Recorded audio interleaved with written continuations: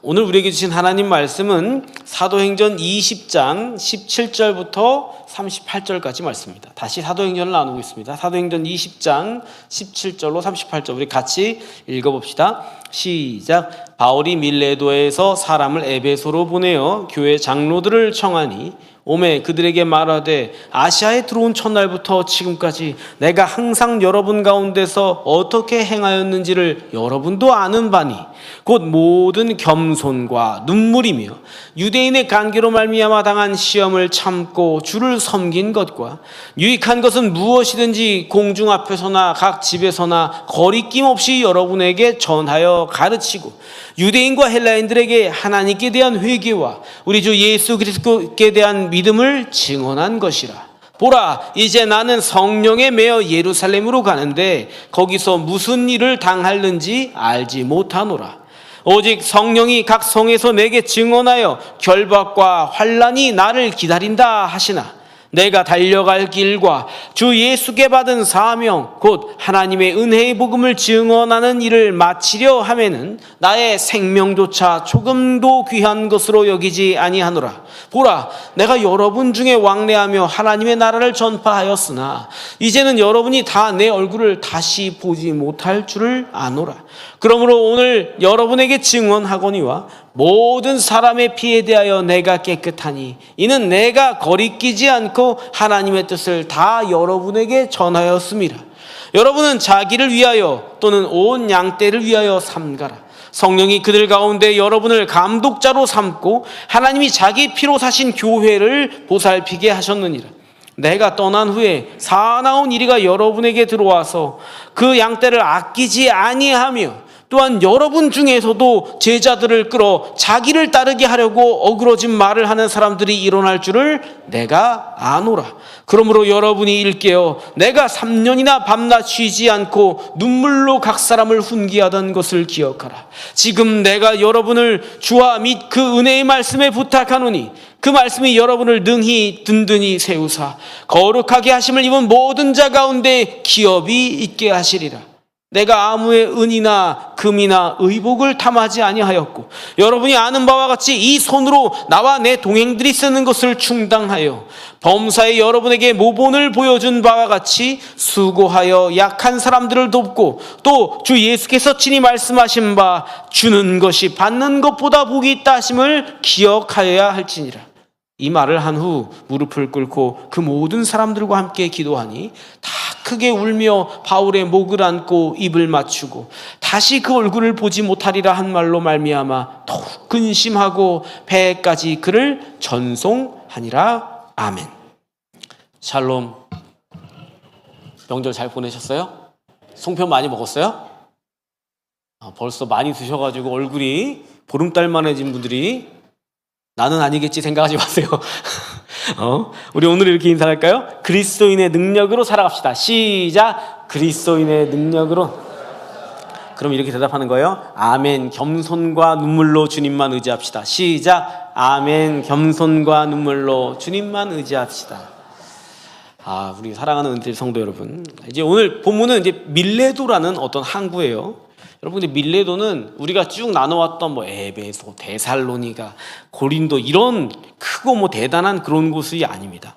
밀레도에서의 바울은 뭔가 거대한 부흥을 준비한 잘 준비된 그런 곳이 아닙니다. 에베소에서는 3년이나 있었고 눈물을 흘리며 난리를 피우면서도 교회를 세워 올렸고 또 데살로니가 막 핍박이 말할 수 없이 유대인들이 쫓아다니면서 괴롭혔는데 그런데도 아니었습니다. 그냥 밀레도는 예루살렘으로 돌아가는 길목에 있는 작은 항구였습니다. 작진 않았지만 어쨌든 항구였습니다. 우리로 말하면 환승지예요. 환승지. 여기서 유럽으로 갈까 아니면 시리아로 갈까 이렇게 하는 환승지입니다. 바울이 본문 앞쪽에 보면은 오순절 전에 예루살렘으로 가려고 했습니다. 마음이 급합니다. 근데 그것도 있었지만 바울이 가까이에 있는 에베소를 가지 않고 밀레도와 에베소가 가깝거든요. 가까운 데를 가지 않고 에베소에 있는 장로님들, 목사님들을 막 불러서 여기에 지금 밀레도에서 얘기를 하는 겁니다. 여러분, 이 밀레도라는 지점이 우리에게는 되게 중요한 것 같습니다.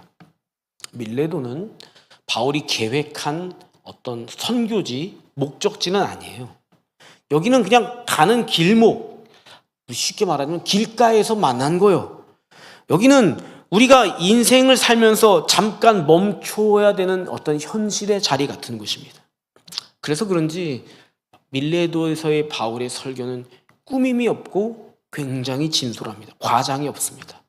그리고 자기의 마지막, 이제 가는 길이 마지막 길이라는 것을 직감하고 있는 사도 바울이 자기의 절박한 어떤 유언과 같은 하나님의 마음을, 하나님을 향한 자기의 마음을 우리 에베소 성도들한테 전해주는 겁니다.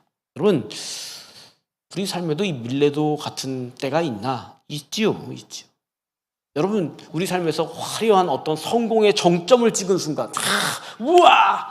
우리 아무개 씨 최고야! 그런 순간이 아니라, 야, 이걸 어떻게 하지? 이쪽으로 갈까? 저쪽으로 갈까? 전화 받으세요. 받아도 됩니다. 이쪽으로 할까? 저쪽으로 할까? 이직을 해야 되는 순간, 이쪽 직장이 좋을까? 저쪽 직장이 좋을까? 그런 길목 같은 데 있잖아요. 어쩌면 내가 이제 은퇴를 해야 되는데, 은퇴할 나이가 다 됐는데 나는 내 은퇴 이후를 막 걱정스럽게 생각하고 있는 그 고비 같은 순간. 어쩌면 자녀를 다 분가시키고 나서 뭔가 인생의 전환점이 되는 그런 순간. 아니, 어쩌면 받으라니까요. 빨리 받아야 돼. 예배 중이라도 집안에 환자가 있거나 힘든 사람이 있으면 받으셔야 됩니다. 그러니까 걱정 말고 받으십시오. 자녀를 멀리 떠나보내놓고 기도하고 있는 초조한 마음, 그런 일이 생길 수 있죠. 그런 순간, 그게 밀레도입니다. 혹은 내가 원하지 않았는데 내 몸에 어떤 질병이 생겼어. 내가 하던 걸 딱 중간에 멈춰야 돼. 나와 상관없이, 내 의지와 상관없이 뭔가를 하던 중에 멈추어 서야 되는 때, 그 순간이 우리 인생의 밀레도입니다. 그 순간 우리는 우리들 스스로에게 아마 물을 겁니다. 나는 그 인생들을 뭐를 위해 그렇게 열심히 달려왔지? 내 목적지는 어디였지? 나는 이 땅을 살고 떠난 다음에 뭐를 남겨놓고 가야 되지? 여러분, 그걸 물어볼 수 있는 순간이 있을 거예요. 그게 밀레도입니다. 그 시점의 본문이 우리에게 중요한 것을 말해줍니다. 바울은 우리에게 겸손과 눈물, 그리고 하나님의 말씀에 맡겨두는 인생을 얘기하는 거예요.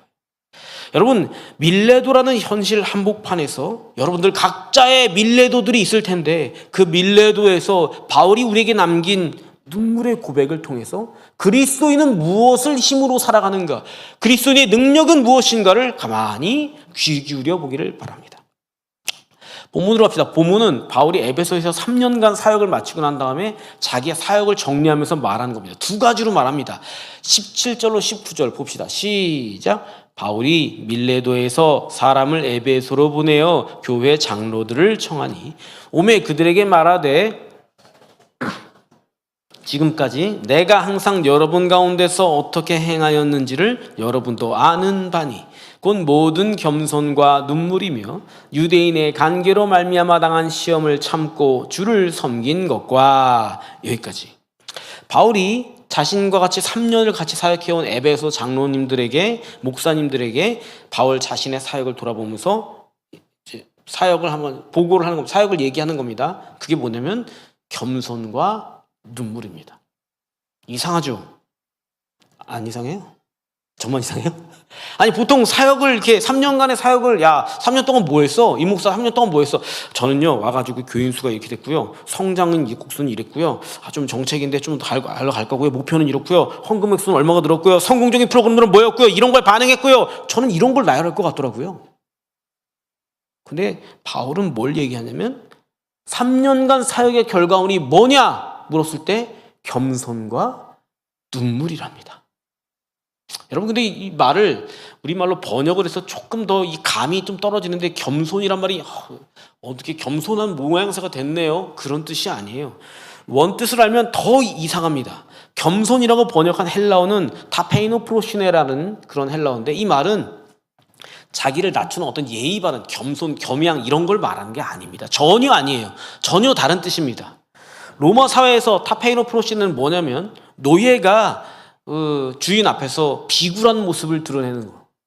마마 이러는 거 있잖아요. 너 왜 이렇게 그렇게까지 해? 그게 타페이노 프로시네입니다. 검투사들이 경기에서 져가지고 넘어져가지고 이긴 사람이 검투사 진 사람의 목을 딱 밟고 이거 죽여 살려. 그 장면이 타페이노 프로시네입니다. 바울은 얘기하는 겁니다. 내가 많은 너희와 3년 동안 같이 지내면서 봤지? 나는 너희한테 비굴했어. 무슨 일이 부딪힐 때면 내가 배를 깔고 누워서 내 목을 밟아주세요. 나를 죽여주세요. 마마 살려주세요. 나는 그런 사람이었어, 너희에게. 나는 그게 내 3년간 사역의 결과물이야 라고 얘기하는 겁니다. 그런가 하면 눈물도 나옵니다. 여러분, 눈물은 진짜 찌질함의 상징이지요. 그죠? 눈물. 헤어지는 장면에서 제가 어느 이렇게 길을 가다가 차 안에서 길거리에서 어떤 남자분이 막 난리가 나서 울고 불고 막 여성분을 이렇게 막 손을 잡는데 팍 뿌리치고 가는 거예요. 여성분이 팍 남자가 막 울어 엉엉. 내가 차에서 보는데 야 저렇게까지 할 걸 아시지 않나? 쟤는 자존심도 없냐? 왜 이렇게 찌질하냐? 그게 눈물의 상징 아닙니까? 남자분들 왜 아닌 것처럼 그렇게 한 번도 안 물어본 것처럼 그렇게 태연자약하게. 바울은 눈물의 사람이었어요. 복음을 거부하는 자기 유대인 동족을 형제를 위해서 기도하는데 안 받아줘. 안타까워서 울었습니다. 에베소 교인들을 목회하면서 이 사람들의 그 어리석은 행동을 계속 반복하고 있는 것이 답답해가지고 속상해서 울었습니다. 교회를 무너뜨리는 악한 세력과 거짓말에 대항해서 싸우느라고 지쳐서 울었습니다. 세상은 우리에게 울지 말라고. 야 강해져야지. 무슨 소리야. 울고 자빠졌어. 목사가 리더가 사도 바울. 그리고 울면 안 돼. 그렇게 말할지 모릅니다. 그런데 바울은 자기 온몸으로 가르쳐줍니다. 여러분 바울은 에베소를 목회하면서 야 내가 얼마나 많이 배웠는 줄 알아? 내 학식이 어디까지 나오는 줄 알아? 내가 공부 얼마나 한 줄 알아? 그런 말 하지 않았습니다. 야 너네 로마 시민권 없지? 난 로마 시민권자야. 나면서 로마 시민권자야. 있어? 없지? 그런 말 하지 않았습니다. 바울은 우리에게 가르쳐 주는 겁니다. 그리스도인의 진짜 능력은 높아지는 게 아니라 차라리 비굴해지는 거라고. 네가 내 목을 밟아? 그럼 날 죽이세요. 저는 비굴해질지언정 절대로 높아지지는 않겠습니다. 그게 바울이 3년 동안 목회를 하면서 결단하게 된 열매라는 겁니다. 눈물. 야 사람들은 다 강하라고. 그리스도의 능력은 강한 거 아니야. 돈 많고 부자 되고 힘세고 능력 있고 권력 부리고 말이야 국회의원도 탁탁탁하고 그런 거 아니야. 그런 게 아니랍니다. 그리스도의 능력은 같이 풀어주는 거랍니다. 이것이야말로 우리 주님께서 세상의 권세에 대항하셨던 십자가의 방법이라고 하죠. 바울이 자기 이야기에서 겸손과 눈물, 비굴함과 눈물을 말할 수 있었던 것은 그 사람이 실패를 모르는 막 성공 가도를 달리는 사람이었기 때문은 절대로 아닙니다. 여러분 우리가 계속 나눠왔잖아요. 사도행전이 막 성령의 역사 그러면서 막 붕이 일어나고 막 그런 거 막 우리 얘기했으니까 막 그런 줄 알았는데 자세히 들여다보니까 바울의 사역은 가는 곳마다 핍박이고 가는 곳마다 생 날리고 에베소는 가는 곳에 에베소 원하지 않았는데 난리 폭동이 일어나가지고 막 그 큰 원형 경기장에 다 모여가지고 그다 에베소의 아들이야 사람들이 난리를 부렸어요. 그게 무서워요 지금. 사도 바울은 그의 사역을 인간적으로 평가해보자면 실패. 그렇다고 지금 지나면 나중에는 괜찮았지. 나중에 에베소 이야기가 들려오는데 에베소는 첫사랑을 잃어버리고 거짓 가르침에 목을 매는 교회가 되어 있어요. 고린도 교회는 계속해서 사도 바울을 공격해요. 너 사도 아니잖아. 야, 너 12사도에 없잖아. 네가 무슨 사도야. 계속 그러는데 고린도 교회입니다. 갈라디아 교회는 사도 바울이 진정으로 자유하라고 가르쳐준 복음에다가 자꾸 율법적인 것을 껴가지고 너 이거 안 하면 구원 못 받아. 저거 안 하면 교회 생활 엉망이야. 야 저것도 해야 돼. 왜 그건 안 지켜? 다 해야지. 그걸 강요하는 교회가 돼버렸어요. 그런데 그런 교회들을 보면서 바울은 아휴 이거 해서 뭐하냐. 이거 야 내가 100년 가르쳐봤자 뭐 알아듣기나 하가니? 그냥 때려쳐. 그러지 않습니다. 왜 그랬을까요? 바울은 왜 거기서 주저앉아서 포기해버리지 않았을까요? 왜 그랬을까요? 여러분 바울은 목적지가 다른 사람이었습니다. 바울이 원하는 것은 자기가 전한 복음이 얼마나 성공했느냐, 거기에 관심이 없습니다. 본문 22절로 24절 바울의 목적지를 보세요. 시작. 보라, 이제 나는 성령에 매여 예루살렘으로 가는데 거기서 무슨 일을 당할는지 알지 못하노라. 오직 성령이 각 성에서 내게 증언하여 결박과 환난이 나를 기다린다 하시나 내가 달려갈 길과 주 예수께 받은 사명 곧 하나님의 은혜의 복음을 증언하는 일을 마치려 하면은 나의 생명조차 조금도 귀한 것으로 여기지 아니하노라. 달려갈 길, 그리고 예수님께 받은 사명, 이것을 마치는데 내 생명을 귀한 것으로 여기지 않겠다는 겁니다. 이 말만 해도 굉장히 놀랍고 은혜로워서 예수님 믿는 사람이라면 이 구절 사도행전 20장 24절 이 구절 달달달 외우면서 막 부르짖고 기도하고 그러잖아요. 이 말의 원래 뜻을 들여다보면 더 깜짝 놀랍니다. 원문을 직역하여 보면 달려갈 길이라고 말한 말은 드로모스라는 말인데 이게 뭐냐면 경주 트랙을 말하는 거예요. 여기는 마라톤 경주장이야. 그러면 여기서부터 저기까지 다른 사람 있어요, 없어요? 아무도 없어. 나만 달리는 길이야. 경주 트랙. 그거를 마치는 길. 관중의 환호나 메달이나 승리자나 그런 거에 관심 없어. 마치는 일에 나는 관심이 있어요. 이거 완주를 목표로 하는 이수영 집사님 오셨어요? 오늘도 달리기 하러 가셨어요? 아니죠? 달리기 하시는데 완주하는 거에는 내 목표를 주겠다. 바울은 다른 것에 관심이 있는 게 아닙니다.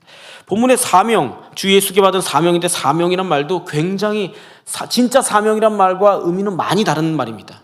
이 말은 헬라어로 디아코니아인데 디아코니아가 뭐냐면 저기 근사한 레스토랑에서 이렇게 연인들이 다 칼을 쓸고 다 여기 막 첼로 연주, 바이올린 연주가 삐빠삐빠삐 이거 나오는 게 다 칼질 하잖아요. 이렇게 다 안 해봤어요? 한 번씩은 다 하시잖아요. 이런 거 안 해요? 가끔 하죠. 딱 자르고 있으면 옆에서 수건을 딱 이렇게 받치고 딱 받치고 그래서 대기하는 사람이 있어요. 그 사람이 디아코니아. 뭐냐면 음식을 서빙해 주는 것을 디아코니아라고 해요. 그러면 바울은 생각하는 겁니다. 자기가 하나님의 말씀을 서빙해 주는 그런 존재라는 것을 인식하고 있는 거죠. 여러분, 왜 우리가 눈앞에 있는 작은 실패에 자꾸 팍 떨고 불안한 줄 아세요? 왜 그런 줄 아세요? 목적이 달라서 그럽니다. 왜 우리가 낙심하고 사람들이 뭐라고 한마디 하면 내가 너 때문에 상처받아가지고 내가 진짜 신앙을 잃어버리겠다. 내가 너 때문에 내가 교회를 못 다니겠어. 아유, 교회 옮기든지 해야지. 왜 그런 줄 아세요? 그건 우리의 시선이, 우리의 목적이 사도 바울과 다르기 때문입니다. 내 목적이 나의 성공이었던 거고 나의 평판이었던 거고 내가 믿음이 성장하는 것이 내 목적이었던 거고 나의 감정이 내 목적이었던 겁니다. 거기에 주저앉아 있는 거예요. 여러분, 거기서 일어서셔야 합니다. 사명이란 거기 주저앉아 있는 사람들의 것이 아닙니다. 내 시선을, 내 목적지를 주님께서 부르시는 곳을 향해야 됩니다. 그러면 내가 이 순간에 엎드러져 있는 것, 내가 이 순간에 자빠져가지고 이빨이 탁 깨졌어. 아이고, 어떡하는 거야. 그러는 거, 내 발목뼈가 부러졌건 다리가 부러졌건 아무 상관없습니다. 그건 실패가 아니에요. 잠시 넘어질 수 있지요. 그러나 그거 잠깐 주님께서 주신 휴식 시간입니다. 그러니 넘어져도 괜찮아요.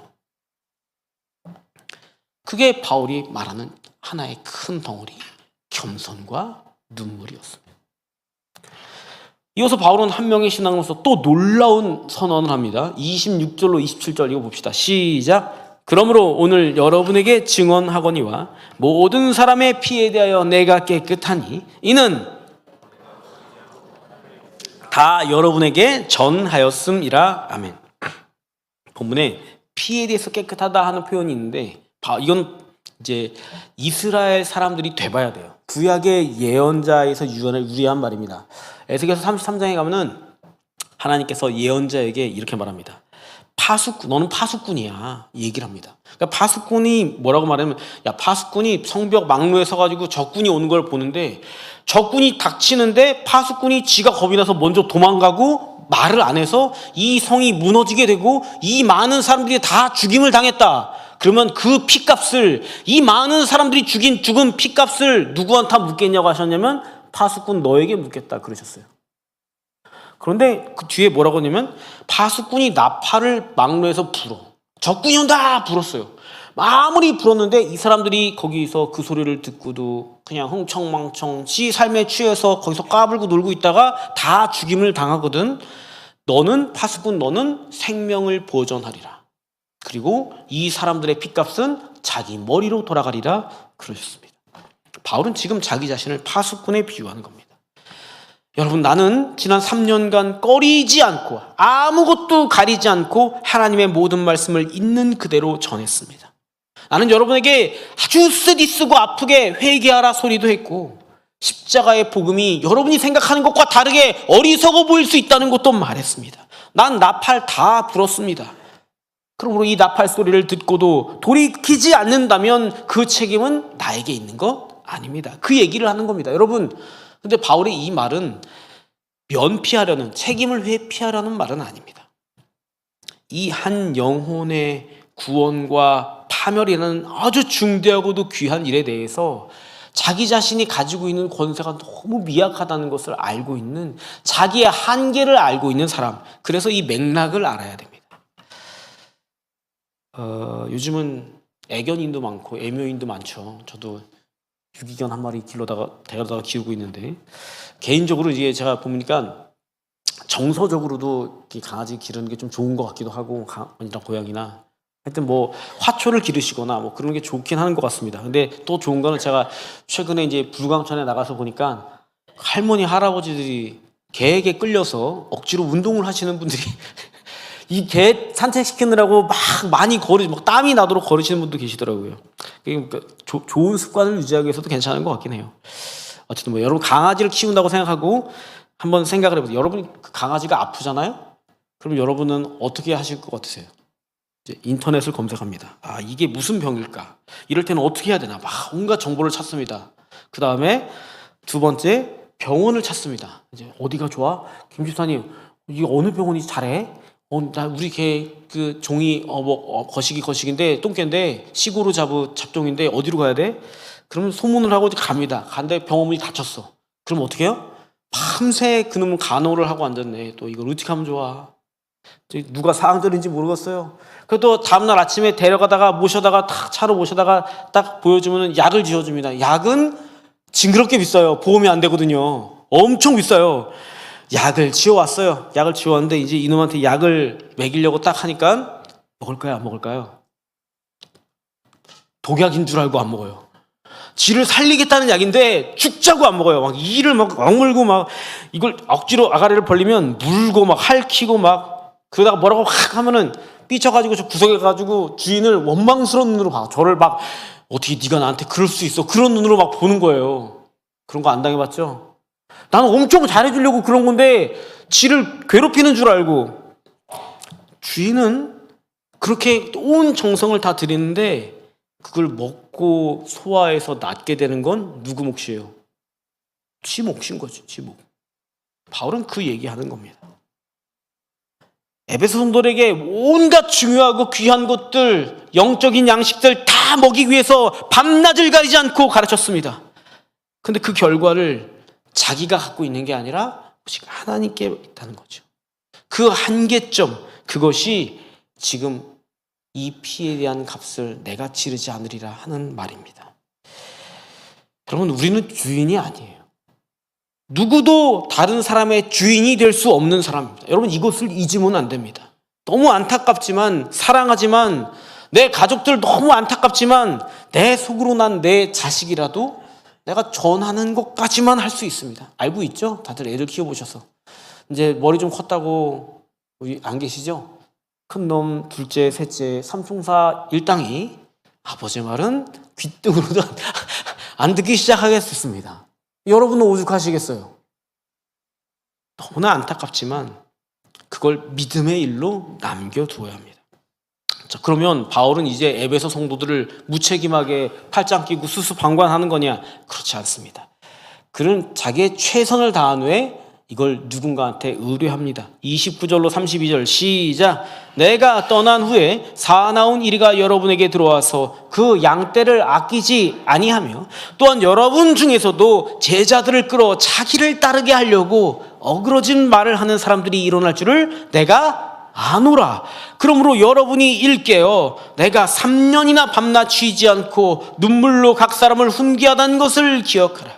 지금 내가 여러분을 주와 및 그 은혜의 말씀에 부탁하노니 그 말씀이 여러분을 능히 든든히 세우사 거룩하게 하심을 입은 모든 자 가운데서 기업이 있게 하시리라. 아멘.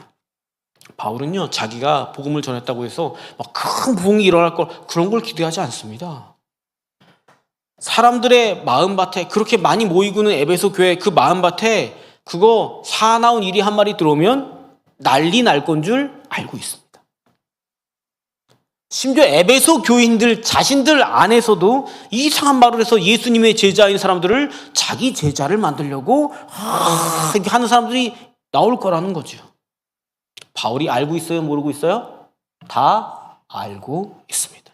그런데도 바울은 그 이상을 하지 않는 겁니다. 아니, 바울 목사, 당신 가가지고 알았으면 미리 딱 걷어내가지고 박살을 내놓던가, 말이야, 당에 7일을 하게 하던가 말이야, 교회 못 오게 쫓아내던가, 그래야 되는 거 아니야? 저도 그게 맞을까 생각이 들 때도 있었습니다만, 제가 이제 그게 이 바울의 마음이 목사의 마음이고 이 마음이 성도들을 바라보는 하나님의 마음이구나 하는 것을 알게 되었습니다. 본문에 나와 있는 하나님께 부탁한다, 그 은혜의 말씀에 부탁하노니, 부탁하다라는 그 말은 뭐냐면, 원래 로마 시대 은행에다가 돈을 맡긴다고 할 때, 돈을 맡기는 거 알죠? 돈 안 맡겨요, 은행에? 다들 현찰로 갖고 있어요? 돈을 맡긴다 할 때 그 맡긴다는 말이 그 부탁한다 하는 말입니다. 바울은 지금 에베소 성도들, 귀하고 귀한 귀중품 같은 보석 같은 사람들을 하나님께서 자기에게 맡기셔서 갖고 있다가 하나님께 돌려드리는 마음으로 얘기하는 겁니다. 자기가 떠난 후에 사나운 이리 같은 사람들이 이 귀중한 것들, 이 보석 같은 사람들을 그렇게 괴롭힐 줄 알고 있습니다. 그래도 그것 때문에 힘들어하고 떠나가고 상처 있고 그럴 거 알고 있지만, 그럼에도 누군가를 믿고 있습니다. 누구를? 다들 다른 종교에서 오셨어요? 갑자기 이 썰렁함은 뭐예요? 하나님을 믿고 있어요. 우리는 어떻습니까? 내 자녀, 내 재산, 내 건강, 내 미래, 내 꿈, 내 생활, 내 교회, 내 노후, 그걸 가지고 손에 꽉 쥐고 전전긍긍 하고 있지 않습니까? 여러분, 우리는 그런 걸 믿음이라고 부를 수가 없습니다. 그죠? 그런 걸 뭐라고 부르냐면 불안이라고 부르는 겁니다.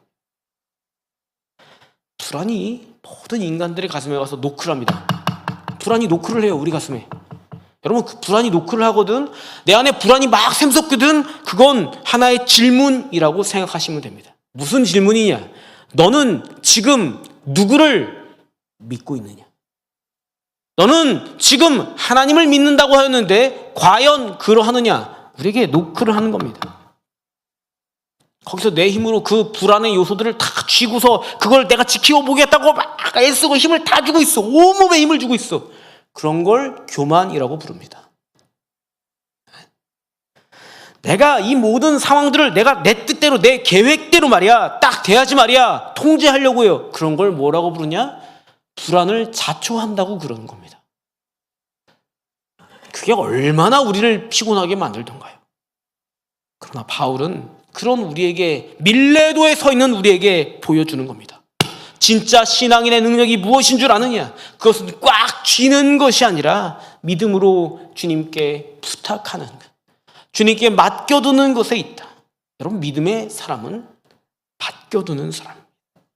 그러면 비로소 주님의 손으로 우리의 실패도, 우리의 좌절도, 우리의 낙심도, 우리의 불안한 모든 것들도, 심지어 상처까지도 주님의 손에서 십자가의 흔적이 되는 겁니다. 사랑하는 애들 성도 여러분, 우리가 지금 인생의 밀레도에 서 있는 분들이 계신가요? 혹시 여러분 밀레도에서 지나온 삶들을 돌아보는 분들 계십니까? 그러면 거기서 우리는 주님께 무엇을 고백할 수 있겠습니까? 바울처럼 겸손과 눈물을 고백할 수 있습니까? 아니면 혹시 거기서도 피곤하게 여러분 자신을 증명해내기 위해서 막 싸우려고 막 그러고 있습니까? 여러분 그걸 붙잡고 있으면, 나를 증명해보려고 그렇게 애를 쓰고 있으면 계속 불안해질 겁니다. 불안을 주야로 묵상하고 불안이 나를 잡아먹을 때까지 그걸 계속할 겁니다. 거기서 바울처럼 비천함을 선택하시고 눈물을 선택하세요. 주님께 내어 맡길 수 있는 그리스도인의 진짜 능력을 추구하세요. 하나님은요, 주님의 사역을, 주님의 사명을 같이 짐지는 사람을 절대로 외면하지 않습니다. 제가 장담하겠습니다. 돌아가신 아버지가 아들 믿음 잃어버릴까봐 귀에 못이 박히게 하던 말이 있는데, 제가 여러분들에게도, 저는 들을 때 잔소리라고 생각했지만 여러분은 잔소리라고 여기지 마시고 한번 들어볼래요? 아버지가 저한테 그러셨어요. 야 성호야, 너 저기 시골에 가면은 아무 공부도 못한 농부 아저씨가 자기 집에 똥뚜껑을 확 그 두엄을 부어가지고 탁 밭에다가 탁탁 뿌리는 그 기단한 막대기 같은 주걱이 있거든요. 있어요. 그런 게 있어요. 그걸 탁 뿌리고 나서 그 어떤 농부도 그 똥 푸는 작대기를 쓰고 나서 그냥 걸어놓는 사람은 아무도 없다. 그거 잘 씻어서 또 쓰려고 말려놓는다. 아니 그 무식한 농부도 다 그런다. 그런데 하물며 하나님께서 자기가 사용하신 주님의 사역자들을, 동역자들을, 사명자들을, 그 인생을 그냥 내버려 두시겠느냐. 제가 제 평생에 그 말씀이 저에게 힘이 되고 의지가 됩니다. 여러분, 하나님은 우리가 주님의 사명의 길을 걷는 동안 너 뭐를 위해서 뛰고 있니? 물어보실 때 주님, 저는 다른 데 보지 않습니다. 주님께서 나를 부르신 그 부르심의 자리, 가정이면 가정, 회사면 회사, 사업체면 사업체, 내가 섬교하는 분이 시어머니면 시어머니, 괴롭히는 사람이면 괴롭히는 사람, 직장 상사, 저 인간 때문에 내가 못 살겠어 싶은 그 사람을 나를 거기에다 보내셨으면 내가 그 자리에 사명자로 서 있기만 한다면 내가 네가 흘리는 그 눈물 한 방울도 허투루 두지 않겠다고 주님이 우리에게 말씀하시는 겁니다. 물론 우리가 연약하지요. 연약해서 잘못할 수 있어요, 없어요? 잘못할 수 있습니다. 상처 줄 수 있어요, 없어요? 줄 수 있습니다. 그러나 그 모든 아픔과 상함 때문에 일어난 상처는 흉터가 되지 아니하고 예수 그리스도의 십자가의 흔적이 되어 스티그마가 되어 주님의 영광에 동참하게 될 겁니다. 바로 오늘 우리는 바울이 걸어왔던 이 눈물의 길, 이 밀레도 한복판에서 우리의 인생을 멈추어야 되는 그 현장에서 주님이 우리를 동일하게 부르고 계심을 귀 기울여 합니다. 거기서 우리 인생을 돌아보고 우리의 불안함, 우리의 초조하고 두려워하는 것, 우리의 상처, 우리의 한숨, 거기서 끝내버리지 않으시려고 주님이 우리를 부르시는 거예요. 겸손과 눈물을 선택하세요. 그리고 주님께 맡겨놓는 것을 선택하셔야 합니다. 오직 예수님을 의지하며 주님의 막대기와 지팡이가 되어 주님의 영광에 동참하시는 우리 은혜들 모든 성도 되시기를 주님의 이름으로 축복합니다. 우리 찬양으로 우리의 마음 결단합시다. 말씀 앞에서 경외함으로, 말씀 앞에서 경외함으로 주께 홀로 섭니다. 생명의 말씀 읽고 순종해 주를 예배하. 우리 한 번 더 할까요? 말씀 앞에서 경외함으로, 말씀 앞에서 경외함으로 마음으로 주께 홀로서 생명의 말씀 믿고 순종해 주를 예배. 기록된 말씀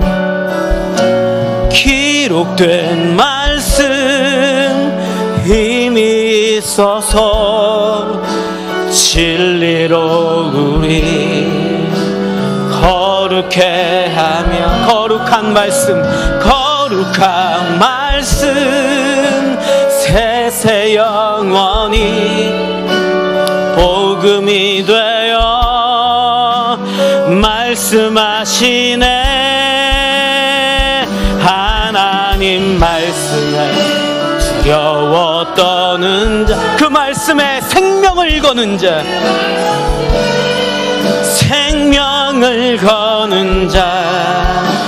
한 사람 찾으시는 주님의 약속을 믿어. 하나님 말씀에 운명을 거는 자, 순종하며 주 따라가는 자, 영원한 하나님 나 이뤄갈 주의 교회여. 하나님 말씀에 두려워 떠는 자, 하나님 말씀에 두려워, 그 말씀에 생명을 거는 자, 그 말씀에 생명을 거는 자, 한 사람 찾으시는 주님의 약속을 믿어. 하나님 말씀에 운명을 거는 자, 순종하며 주 따라가는 자, 영원한 하나님 나라 이뤄갈 주의 교회여.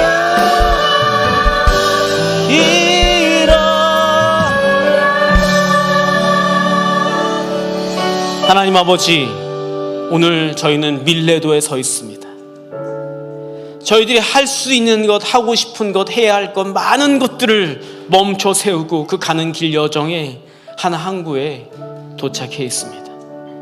원하지 않았더지만 내가 더 가고 싶은 일들을 어쩔 수 없이 멈추어서야 하는 그 막다른 곳, 하나님 거기서 주님의 말씀에 귀를 기울입니다. 거기서 저희는 자꾸만 저희들 자신을 증명해 보려고 그렇게 몸부림치며 달려온 건가? 하나님의 말씀은 어디로 가고, 하나님의 마음은 어디로 가고, 하나님이 부르신 사명의 자리는 내팽개치고 내가 원하는 곳으로만 달려가려고 하였는가? 그걸 돌아봅니다. 하나님 거기서 비천함과 눈물을 택하게 하여 주시고, 하나님 거기서 주님께 맡겨두는 인생을 살게 하여 주옵소서. 저희들 자신의 너무나 이기적인 자기중심적인 그 모습 내려놓게 하시고 오직 주님께 시선을 맞추고 주님의 말씀을 향하여서 나아가는 그런 은혜들 모든 성도가 되게 하여 주옵소서. 이들의 삶 가운데 그리하여 그 모든 상처가 십자가의 흔적이 되게 하시고 이들의 삶을 통하여서 주님이 놀라운 일들을 이루어 가시는 주님의 영광에 참여하는 거룩한 자들 되게 붙들어 주옵소서. 하나님, 오늘날 이 시대에도 교회 안에도 흉악한 일이 때가 있고 거짓 가르침도 횡행하곤 합니다. 가끔 저희들 안에도 그런 모습에 이리저리 휘청거릴 때가 있습니다. 그러나 오직 주님과 주님의 은혜의 말씀을 의지하오니 이 은혜의 뜰 성도들을 거룩하게 지켜주시옵소서. 그리하여 저의 삶이 마치는 날 주님 앞에 섰을 때 후회 없는, 정말 네가 눈물과 겸손으로 살았구나, 나에게 맡기며 살았구나 칭찬 들을 수 있는 은혜들 모든 성도들 되게 붙들어 주옵소서. 자비하신 우리 주 예수 그리스도의 이름으로 간절히 기도하옵나이다.